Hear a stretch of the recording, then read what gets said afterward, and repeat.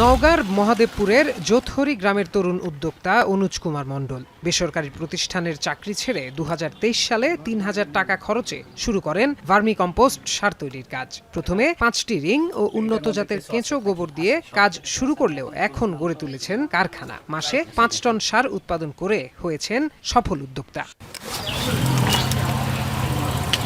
অনুজ জানান, বর্তমানে ৬৬০ crate ১৫টি ring ও চৌবাচ্চা দিয়ে চলছে সার উৎপাদন, যেখানে কেজি প্রতি সার উৎপাদনে খরচ হয় ৬ থেকে ৭ টাকা আর বিক্রি হয় ১২ টাকা দরে। এতে মাস শেষে ৫ টন সার উৎপাদন করে তার লাভ হয় অন্তত ৪০ থেকে ৫০ হাজার টাকা। এখানে উৎপাদিত সার স্থানীয় চাহিদা মিটিয়ে সরবরাহ হচ্ছে বিভিন্ন জেলায়।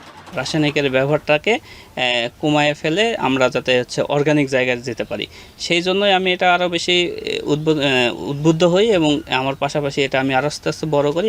এখন আমার মোটামুটি মাসিক উৎপাদন ৫ টন।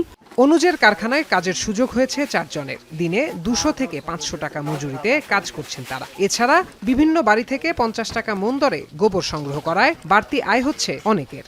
বাসার কাজ করতো, তারপরে বাড়ির কাছে যখন এই কারখানা আসে আমরা ২ পয়সা উন্নতি হওয়ার জন্য এখানে আসে আমরা কাজ করতেছি। গোবরগুলো বাঁচা লাগে, তারপরে যে চেরাগুলো মানে করে বাঁচা লাগে, এরপর ঢালা লাগে। গরুর গোবর আমাদের নষ্ট হয়ে যায়, সেই জন্য আমরা একটা জড়ো করে বিক্রি করছি।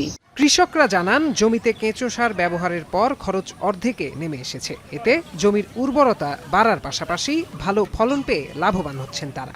ধানের জমিতে আগে যে রাসায়নিক সার ব্যবহার করতাম সেটা প্রায় ৪ থেকে ৫ হাজার টাকা খরচ হতো, আর এখন বর্তমানে কেঁচো সার ব্যবহার করাতে প্রায় অর্ধেক কমে আসছে এবং ফলনও ভালো পাওয়া যায়। মরিচ ক্ষেত, পাট শাক, এই কচু এই জমিতে ব্যবহার করা হয়।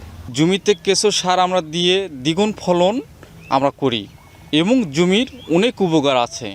জেলা কৃষি সম্প্রসারণ অধিদপ্তর বলছে, জৈব ও কেঁচো সার উৎপাদনে কৃষকদের পরামর্শ দেওয়া হচ্ছে। বর্তমানে জেলায় ৯০টি খামারে প্রায় ১৫০০ টন কেঁচো সার উৎপাদন করা হচ্ছে, যার বাজার দর অন্তত ২ কোটি টাকা।